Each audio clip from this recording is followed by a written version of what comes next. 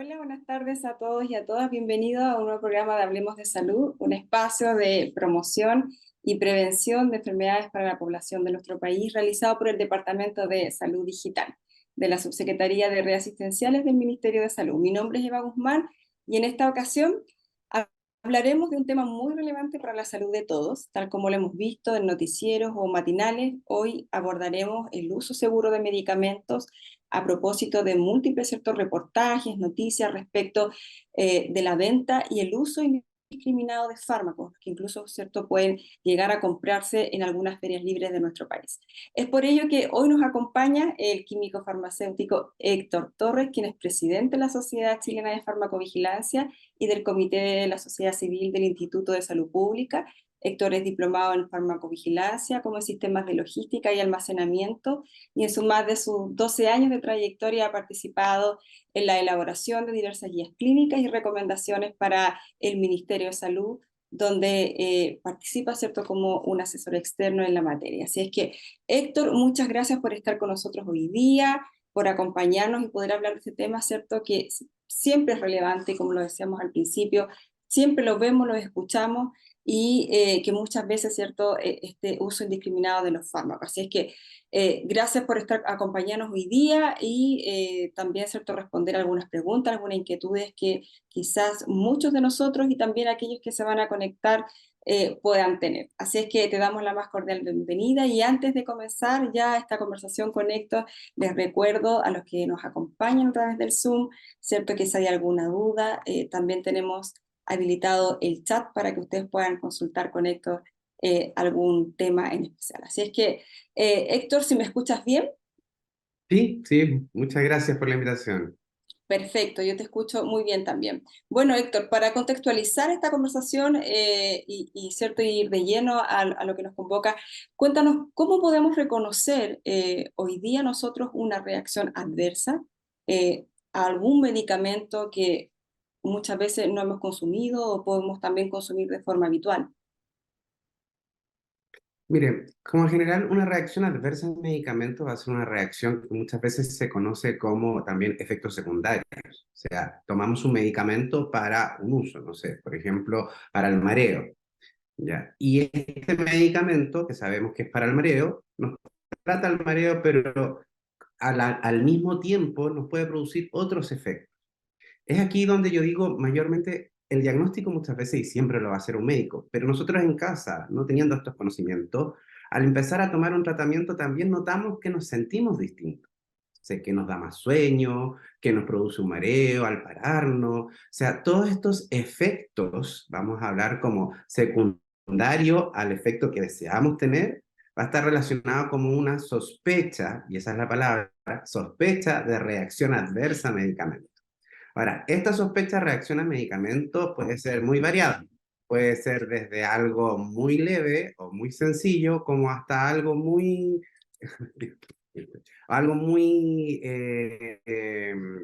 grave que puede llevar hasta la hospitalización o aumentar días de hospitalización. Perfecto, Héctor. ¿Y qué se debe hacer, por ejemplo, o más bien, qué factores de riesgo pueden aumentar esta probabilidad, ¿cierto?, de que una persona pueda hacer esta reacción adversa, ¿cierto?, a algún fármaco? ¿Hay algún factor personal o cualquier persona puede desencadenar este efecto adverso? La verdad es que es muy variable. Vamos a hacer algo bastante sencillo. Yo como paciente, por lo general, cuando parto tomando un medicamento nuevo, primero tengo que saber para qué sirve o por qué lo estoy tomando, ¿ya? Y si durante el inicio del tratamiento veo o siento o veo síntomas que no son comunes, siempre es bueno reportar. ¿Por qué pueden ocurrir esto en un paciente y no en otro? ¿Por qué puede ocurrirme a mí y siendo que mi vecino o vecina toma el mismo medicamento y no le pasa?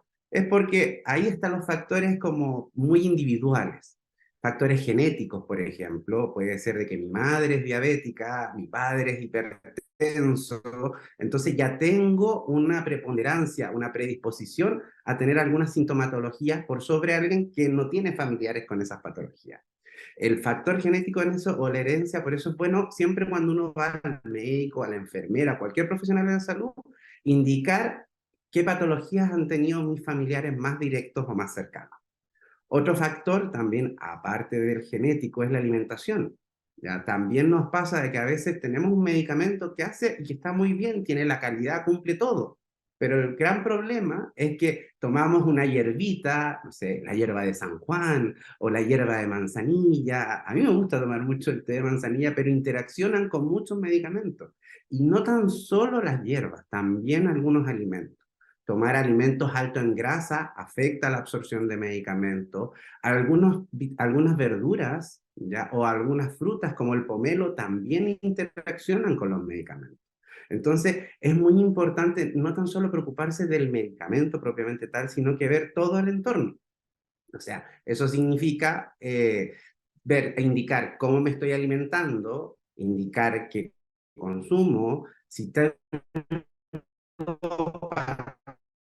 patologías, ya lo mismo, y también otros fármacos. O sea, por ejemplo, un paciente hipertenso toma diuréticos, y al hacer ese efecto el diurético puede eliminar otros fármacos, y por ende ese segundo o tercer fármaco no va a hacer el efecto necesario.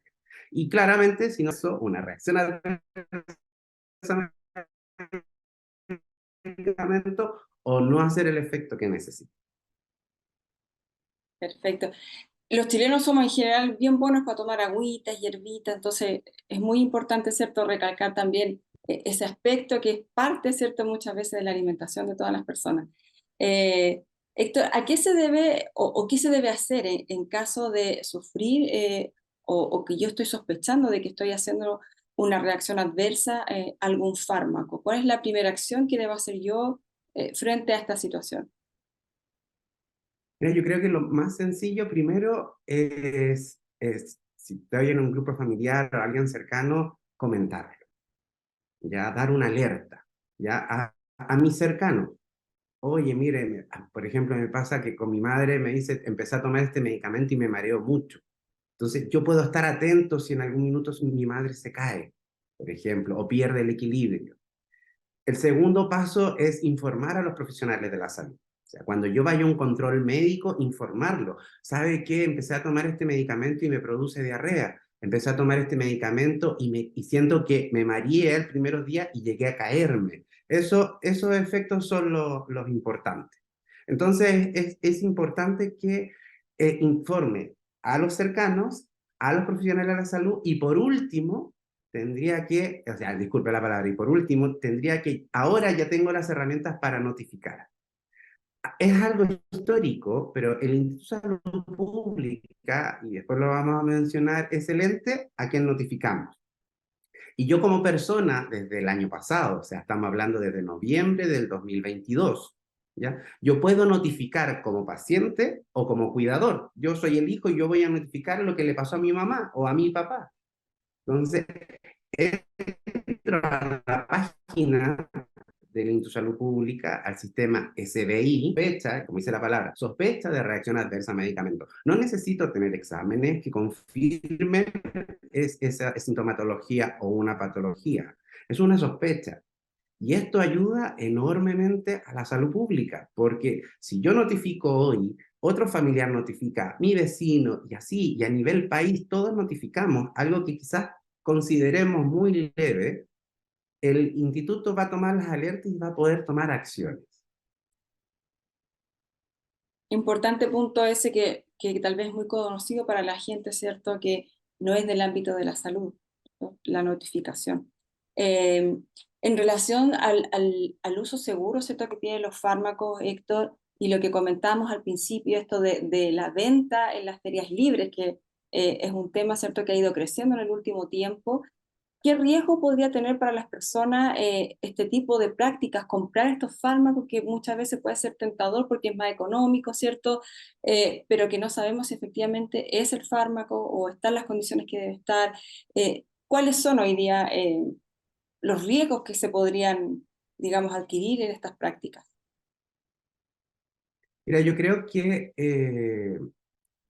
la visión va a ser global en el sentido que todas las farmacias, ya, farmacias del barrio, de cadena comunitaria, hasta la farmacia los MICESFAN, todas son reguladas. ¿Qué significa reguladas? Se les exige ciertos cánones para mantener la calidad de los medicamentos. Por ejemplo, se nos exige tomar la temperatura constantemente, que no estén en el suelo, que no haya haber errores. Entonces, ahí me voy a detener algo muy puntual y voy a hacer ese gran ejemplo de la temperatura. Los medicamentos, en general digo porque no todos, se tienen que almacenar a temperatura ambiente, o sea, entre 15 y 25 grados Celsius. ¿Ya? Por eso tomamos la temperatura 2 veces al día y es constante.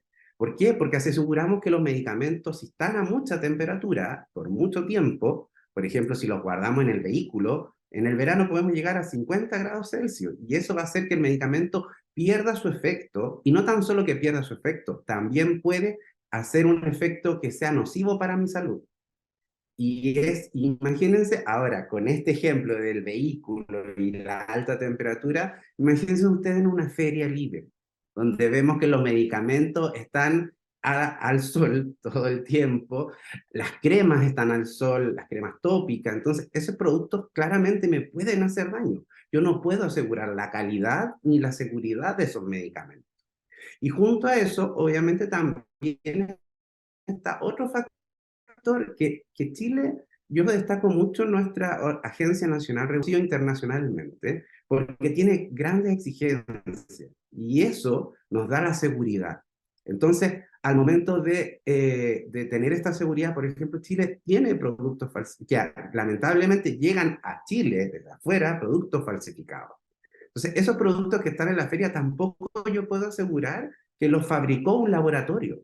Quizás esos productos, aunque la caja sea igual, el color sea igual, todo sea muy parecido con el medicamento que compro mensualmente, si no tiene el registro del ISP, registro del Instituto de Salud Pública, puede ser un producto que es falsificado y claramente lo que dice tener no lo va a tener. Y quizás estamos, no sé, administrando algo que no va a hacer el efecto y por ende gasté un dinero en algo que no me va a hacer el efecto o que me puede afectar mi salud. Por eso es tan importante, como dices tú, esta nueva ley que está propuesta, todavía está, me entiendo yo, en la Cámara de Diputados, en la cual sanciona porque la venta ilegal, a pesar que yo como paciente, como persona, me voy a la feria porque quizás es más barato, yo lo que no estoy dimensionando no es el tema precio, es el tema calidad y seguridad. Y que obviamente ese medicamento no tan solo quizás no es, sea una copia o sea una falsificación, sino que además de eso estoy pudiéndome hacer un daño a mi salud porque nadie me asegura que es lo que dice ser y es para lo que yo necesito tomarlo. Así es, importante recomendación. Héctor, aquí me incluyo, ¿cierto? No sé si es una buena o una mala práctica, pero habitualmente, ¿cierto? Uno guarda muchos fármacos, muchos medicamentos en la casa de un tratamiento que te sobraron, que compraste, y acá ¿qué hacemos, cierto, con estos fármacos que nos van sobrando y que vamos muchas veces acumulando? Y ahí también, cierto, se nos juntan estos medicamentos que pueden estar vencidos y que muchas veces, cierto, pasa el tiempo y no nos damos cuenta que están vencidos.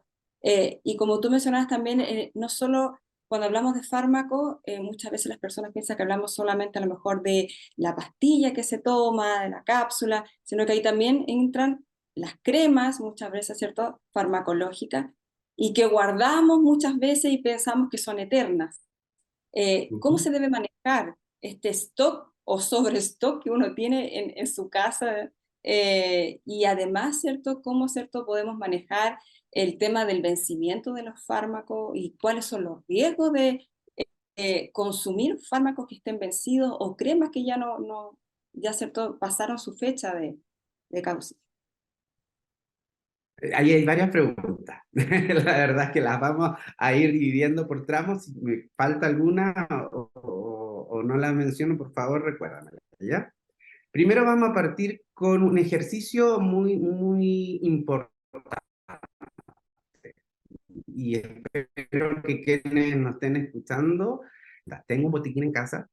Yo creo que nadie se acuerda qué es todo lo que tiene en el botiquín, porque no estamos constantemente revisando qué es lo que es un botiquín. Entonces yo esto lo diría como, piensen ustedes que muchas veces tenemos un control más de la alacena, de los alimentos, y vemos, ah, me falta este alimento, ah, se me venció tal producto, pero no lo hacemos con los medicamentos. Hay un efecto, pero obviamente, no sé, imagínense un medicamento que sea de venta libre, hablamos de medicamentos, tratamientos agudos, un estado gripal, por decir una cosa. Y empecé a tomar un medicamento que me va a durar 10 días. Y me quedan de ese medicamento 5 o 10 comprimidos, o me queda un blister completo. Claro, yo lo guardo porque hubo un precio, yo pagué un dinero por eso. Pero ese medicamento, todos los medicamentos tienen una fecha de caducidad. ¿Por qué? Porque quien lo fabrica da garantía de la calidad de esos productos. Ya vimos que es importante cómo se almacenan, y ahí vamos a ver cómo se almacena en casa.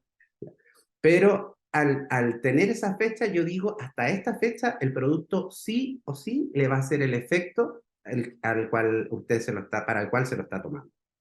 Entonces, desde la fecha de vencimiento hacia allá, o sea, cuando digo ya se venció, no es recomendable tomar esos medicamentos. ¿Por qué? Porque ya nadie me asegura la calidad, ya nadie me asegura que vaya a hacer el efecto. Y es más, como acabamos de decir, también ese medicamento ya me puede hacer un daño. Y eso es peor aún. A veces uno dice, no, es que los productos no vencen. Sí, los productos vencen. Y yo doy una calidad y aseguro esa calidad.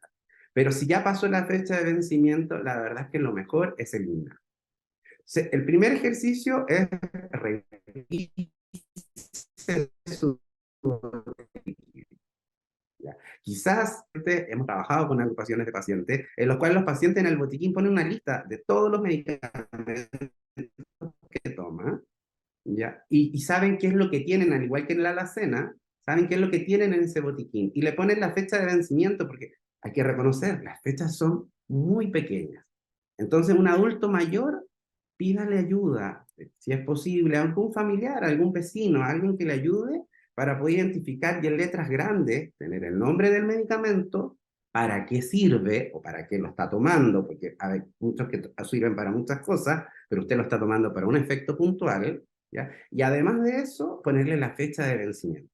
Y así vamos a poder, con la lista, eliminar y decir, ah, se me venció tal medicamento, lo voy a eliminar. No sé si Perfecto. hay algún punto que nos quedara pendiente. Eh, Cuando tenemos, Héctor, ya estos medicamentos, ¿cierto? Que como tú bien nos explicaba, hicimos este ejercicio de ordenarlos, tener una lista y saber, ¿cierto? La fecha en que tenemos vencimiento de nuestros fármacos, em, ¿cómo, cierto? Podemos, o cuáles son los riesgos, bueno, tú ya lo mencionabas, de consumir estos fármacos que están vencidos. Y además, ¿cierto? Una vez que ya identificamos estos fármacos que ya no necesitamos y que tenemos que eliminar, ¿cuál es la forma correcta de eliminar los fármacos? Difícil pregunta. Yo creo que pocos profesionales de la salud hablamos de medicamentos porque claramente hay distintas líneas. Algunos defendemos más un punto que otro. Yo creo que lo primero es sí o sí hacer esta revisión constante, hacer esta lista y me topé que tengo 5 medicamentos. Entonces, estos medicamentos, yo creo que lo más común, y digo que quizás en algunos casos es un error hacerlo, se eliminan por el WC. Antiguamente siempre muchos decíamos, elimínalo por el water. Pero la verdad es que estamos haciendo un daño mucho mayor porque estamos contaminando el medio ambiente. Aquí donde se vienen otros temas que son muy importantes a mencionar. Por ejemplo, nosotros hablamos y salen las noticias también el tema de la resistencia bacteriana. ¿Ya? El ser resistente bacteriano significa de que si yo me automedico con antibióticos, puedo tener una resistencia futuro.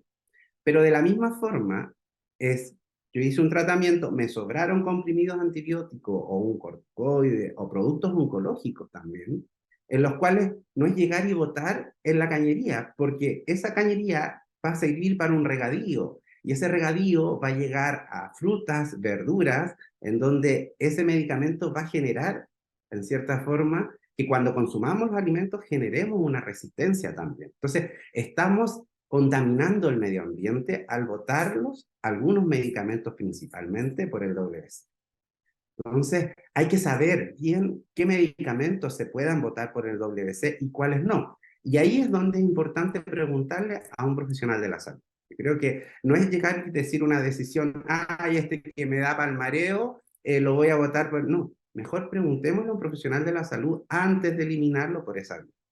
Si nos vamos a la parte de la Organización Mundial de la Salud, hay un documento, hace muchos años atrás, en el que dice de que, por ejemplo, comprimidos, cápsulas o formas sólidas, es mejor botarlos en una bolsa y llenarlos de tierra. ¿Ya? ¿Por qué? Porque en cierta forma prevengo a que no, al ponerlo en una bolsa y en la tierra, no va a generar esto que se vaya por el agua y genera la resistencia, en este caso antibiótica, sino que además de esto, vamos a generar de que, y también hay que ser complaciente, hay que ser, no sé cuál es la palabra, como considerado, en que si, por ejemplo, y yo creo que muchos lo hacemos, o lo hemos hecho en algún minuto, se me venció un medicamento y agarro el blister completo y lo boto a la basura. Eso no hay que hacerlo, porque también hay gente que está en situación de calle. Esos medicamentos son tomados por el sistema, en los cuales se lo lleva a la basura. Hay espacios donde están llenos de basura.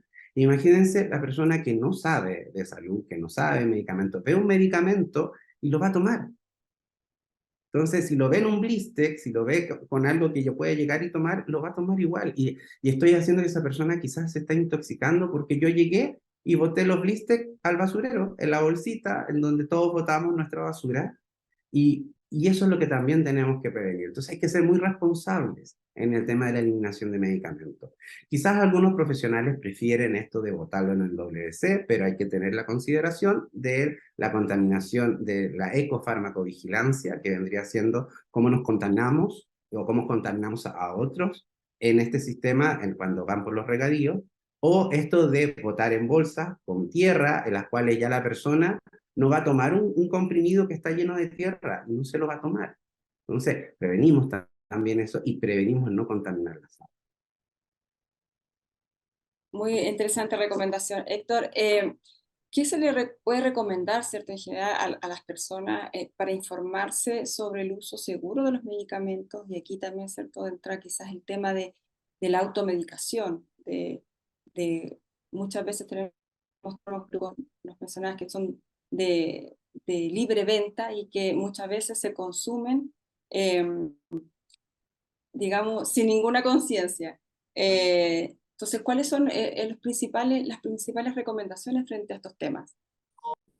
Oye, es amplia la pregunta, pero importante, por eso puede ser cuestionada mi respuesta también, pero yo creo que primero, todo medicamento tiene que ser en centros establecidos. O sea, yo puedo comprar medicamentos en una farmacia, me los pueden entregar en los centros de salud y estos van a asegurarme la calidad. No compre, ojo con eso, a veces uno siente que a mi familiar, porque me lo dieron para esto, porque, ojo, podemos hacer un daño a ese familiar o a ese amigo. ¿Ya? Así que el tema de cómo adquirimos los medicamentos principalmente, es bueno que sean en centros establecidos. Primer punto. Segundo punto, hay medicamentos, y aquí voy a diferenciar un poco, que les llamamos medicamentos de venta libre. Un paracetamol, un ibuprofeno, y muchos medicamentos se venden y se llama de venta libre porque yo me puedo acercar a la farmacia y decir, ¿sabe que necesito un medicamento para el dolor de cabeza? Claro, hay varios medicamentos para el dolor de cabeza. No es tan solo el paracetamol o la aspirina, quizás tiene que ser un analgésico. La verdad es que ahí es variada la gama y las formas farmacéuticas también. Pero lo importante ahí es que cuando tomamos medicamentos de esta forma libre, son medicamentos agudos. Quizás es para un síntoma, no es para tratar toda una patología. Si va a tratar una patología y si el síntoma ya es recurrente, hablo de pasados 2, 3 días, debe ver un profesional de la salud, principalmente un médico, para que le pueda prescribir correctamente en base a las necesidades que usted tiene. No es lo mismo que quizás uno dice, ay, que me dan lo mismo que me dieron al vecino, pero su necesidad quizás es la misma.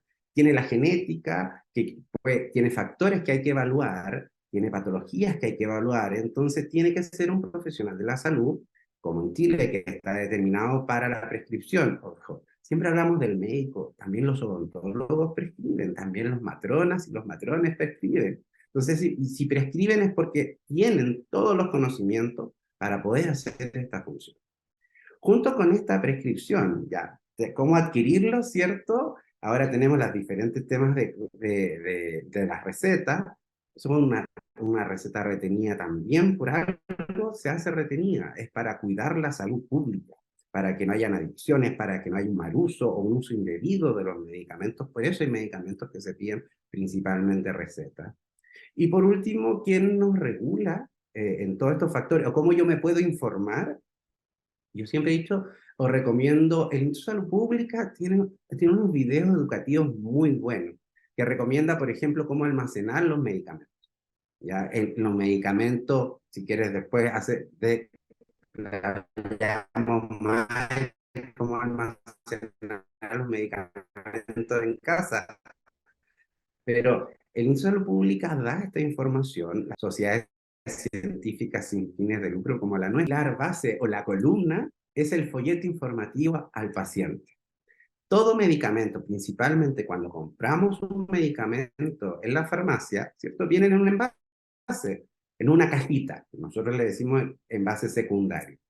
Y entre el envase secundario y el primario, que es el Bristec o que son los comprimidos en un frasco de otro color, sé yo, hay un folleto.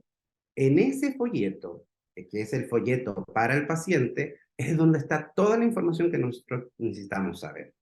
Y por ejemplo, si queremos identificar si tengo un efecto secundario del medicamento, es ahí donde está. En ese folleto informativo al paciente nos recomienda el cómo administrarse también, el cómo tomarlo. Porque a veces me preguntan, ¿con cuánta agua me tengo que tomar un medicamento? No, es que yo no me tomo los medicamentos con agua, me los tomo así nomás. O hay gente que no puede tragar, entonces los muele y sabe que puede afectarlo. Entonces, todo este tipo de preguntas, la verdad es que son muy particulares, son muy individuales. Un profesional de la salud lo puede responder, pero en algunos casos no, porque hay que analizar muchos factores para tener la principal respuesta. Entonces, quiero quedarme con la idea de dónde yo tengo la información completa del medicamento en el folleto informativo al paciente. Perfecto. Les recordamos a quienes se han ido conectando hoy día con esta Hablemos de Salud, que estamos hablando con el químico farmacéutico Héctor Torre, quien es presidente de la Sociedad Chilena de Farmacología y miembro del Comité de la Sociedad Civil del Instituto de Salud Pública. Héctor, interesante lo que tú nos comentabas, y cierto, y cómo nos afecta a las personas que consumimos ciertos fármacos probablemente todos los días, de vez en cuando. Y tú nos comentabas anteriormente sobre la vigilancia farmacológica. ¿Qué es la farmacovigilancia y cómo nos afecta directamente a nosotros, por ejemplo? ¿Y quiénes integran también este sistema de farmacovigilancia en Chile? Ya, bueno, yo soy presidente de la Sociedad Chilena de Farmacovigilancia, ya, no la de farmacología. Eh, Principalmente la farmacovigilancia es una ciencia que está estipulada mayormente para poder, obviamente, estudiar, prevenir también y detectar los efectos secundarios o los problemas relacionados a los medicamentos. ¿Ya? Eso en ello se centra. ¿Quiénes la conforman? Creo que primero la conformamos los pacientes. ¿Ya? Yo creo que en todo momento de nuestra vida, en algún minuto, tomamos algún medicamento, por lo cual todos hemos sido o somos pacientes. Y ya vimos que el primer hecho importante es notificar, ¿ya? Porque si a nivel de Chile todos notificamos algo muy leve, eso significa que nuestra genética en nuestro país ya nos genera de que ese medicamento nos demuestra que es seguro o inseguro. Aquí voy a mencionar algo quizás muy detallado, pero hay medicamentos que acá nosotros tomamos, por ejemplo, la dipirona es muy conocida en Chile ya por años, pero en otros países la dipirona genera muerte de pacientes, sobre todo de gente que vive en Inglaterra, porque su genética hace que sean metabolizadores, esto significa que hace que el medicamento, en vez de ser el efecto, pasa a ser tóxico, y a ser tan tóxico que puede matar gente. Algo más cercano es, por ejemplo, el caso en marzo de este año, sería una noticia sobre muchos niños y menores de edad o recién nacidos fallecidos por uso de medicamentos de codeína con ibuprofeno asociado. Acá en Chile no se vende ese medicamento, no se autorizó su venta. Y por lo cual, ¿eso significa que nos va a matar a nosotros? No. Eso significa de que la genética, por ejemplo, en este caso de niños o recién nacidos en Kenia, en África, se dio que su genética eran metabolizadores rápidos de codeína y pasaba a ser morfina, y por ende los menores de edad fallecían por dificultad respiratoria.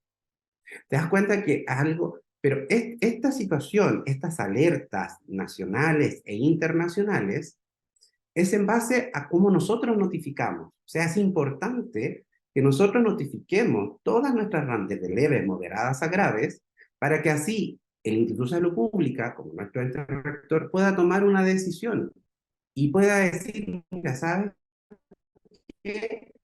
Este medicamento hay que hacer una alerta, hay que hacer fíquelo, o porque ya estamos viendo que está ocurriendo mucho, o simplemente llega a otro paso en el cual ya hay muchos casos que están notificándose y por ende yo voy a hacer un retiro de mercado de un producto, o específicamente tal vez no del producto o la molécula, sino que de ciertos lotes, porque quizás sospechamos que hay problemas en su fabricación y por eso está provocando estos efectos secundarios.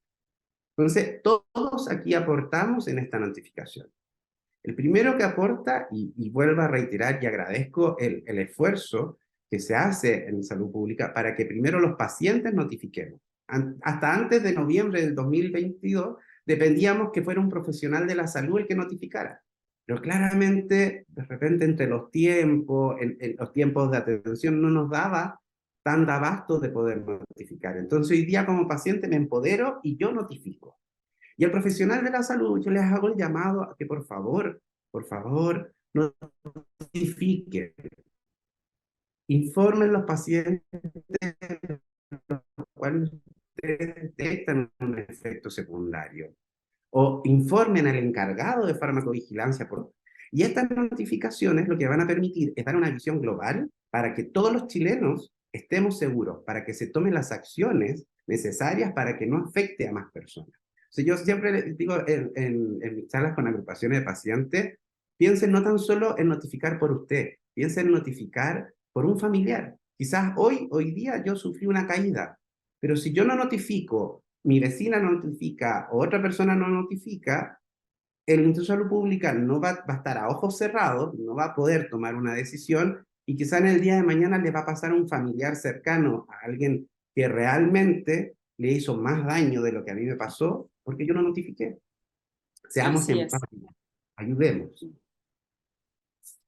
Héctor, antes de terminar, ¿algún consejo, algo que no te hayamos preguntado y que tú quieras reforzar antes de terminar, algún mensaje final para aquellos, cierto, que se han conectado y que también, cierto, los próximos días van a ver esta grabación de esta entrevista? Que tú quieras, cierto, probablemente decir antes ya de cerrar este espacio. Mira, yo creo que primero es importante, hay un documento de la Organización Mundial de la Salud que habla de los 5 momentos. Esto le pido a todos los profesionales que lo refuercen en todos sus establecimientos y yo como paciente también poder buscar. ¿Por qué? Porque me hace las preguntas claves. Ya me dice, cuando me van a entregar un medicamento, informémonos para qué me sirve. ¿Ya? ¿Qué efectos secundarios? Preguntarle a los médicos, al farmacéutico, a la enfermera, a todos los profesionales de la salud, ¿para qué me sirve este medicamento? Y qué efectos secundarios para que así, si me ocurre, yo pueda dar las alertas necesarias. De la misma forma, una vez que ya tenemos el medicamento, velar por tomarlo en los horarios necesarios. Cometemos muchos errores en medicamentos, aquí hay mucho para hablar, porque están las interacciones, lo puedo tomar con comida, lo puedo tomar con alcohol, las preguntas más comunes, lo puedo tomar todo junto, la mayoría tomamos 5, 4 comprimidos y a la boca, y eso en muchos casos puede ser un error, pero a veces no, porque también mejora la adherencia. Entonces, aquí hay una balanza entre el riesgo y beneficio, que yo podría decir. Cuidemos cómo guardamos los medicamentos en el hogar. Ya una vez que ya los tenemos también, o que me los entregan en el hospital, Nunca estar en lugares donde protegerlos de la luz, nunca en lugares muy húmedos, o sea, no en la cocina, no se guardan todos en el refrigerador, no guardarlo en el baño porque tiene muchos cambios de temperatura.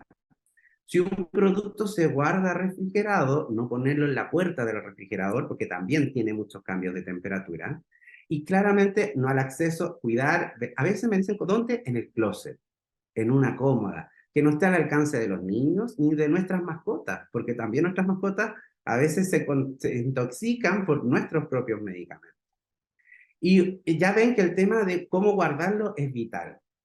Hay medicamentos, y por eso infórmese bien, hay medicamentos como jarabes o como gotas para los ojos, y una vez que los abrimos, ya el vencimiento no es el mismo. O sea, si usted tiene en su botiquín jarabes y gotas para los ojos abiertos, revise el folleto informativo al paciente porque duran 10, 15, 14 o un mes completo y de ahí se vencen.